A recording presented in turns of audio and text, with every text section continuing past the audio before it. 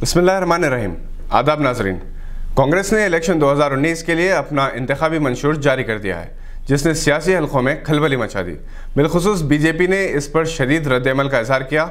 यूँ तो कांग्रेस के इस मंशूर में ऐसे बहुत से वादे किए गए हैं जो बीजेपी के मंशूर से टकराते हैं। ताहम जो सबसे अहम वादा कांग्रेस ने किया है वो armed forces special powers act पर नज़रसानी, जिसके तहत जम्मू कश्मीर और शुमाल मशरक़ी रियासतों में सिक्योरिटी फोर्सेस को गैर मामूली और नाकाबिल क़ियास इख्तियारात दिए गए। अगरचे कि ये एक्ट गड़बड़ ज़दा इलाक़ों में लॉ एंड ऑर्डर की बरकरारी के लिए नाफिज किया गया था, मगर इस एक्ट की वजह से ही अमन व क़ानून मुतासर हो रहा है। यही नहीं बल्कि कांग्रेस के सदर राहुल गांधी ने यह भी वादा किया है कि जम्मू और कश्मीर के मसले पर वहाँ के कायदीन से गैर मशरूब बातचीत भी की जाए। याद रहे कि 2 दिन पहले ही अमित शाह ने यह ऐलान किया था कि 2020 तक दस्तूर की दफ़ा 370 को बर्खास्त कर दिया जाएगा। अमित शाह के इस बयान पर न सिर्फ कश्मीर बल्कि दीगर इलाकों के कायदीन ने कड़ी तनकीद की है। महबूबा मुफ्ती ने यहाँ तक कहा कि हिंदुस्तान और जम्मू कश्मीर के दरमियान दफ़ा 370 ही राबते की कड़ी है। अगर 370 बर्खास्त कर दिया जाता है तो फिर जम्मू कश्मीर को भूलना पड़ेगा। जहां तक AFSPA का ताल्लुक़ है, 11 सितंबर 1958 को यह कानून गड़बड़ ज़दा इलाक़ों में लॉ एंड ऑर्डर की बरकरारी के लिए बनाया गया था, जिसमें सिक्योरिटी फोर्सेस को गैर मामूली इख्तियारात दिए गए। ये नागालैंड, असम, मणिपुर में नाफिज है। इम्फाल में 7 असम्बली हलकों को छोड़कर और अरुणाचल प्रदेश के कुछ हिस्सों में ये लागू है। असम मेघालय बॉर्डर पर भी ये नाफिज है।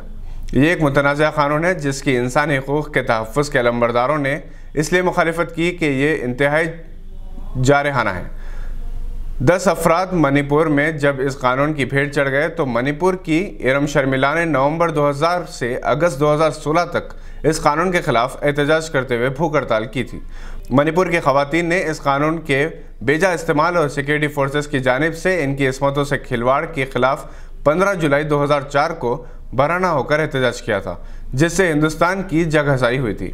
और इस वाक़े के बाद असम राइफल्स को कांगला फोर्ट के इलाके से तखलिया करना पड़ा और AFSPA इम्फाल के 7 असम्बली हलकों से बर्खास्त कर दिया गया।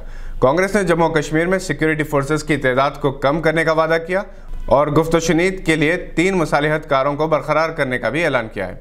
कांग्रेस ने सबसे बड़ा वार बीजेपी पर रोजगार की फराहमी के वादे से किया है, जब राहुल गांधी ने ऐलान किया है 22 लाख मखलूआ सरकारी जायदादों पर तकर्रुरात किए जाएंगे। नरेंद्र मोदी की क़यादत में बीजेपी ने नौजवानों से रोजगार का वादा किया था। इलेक्शन 2019 में सबसे बड़ा मसला रोजगार का ही होगा।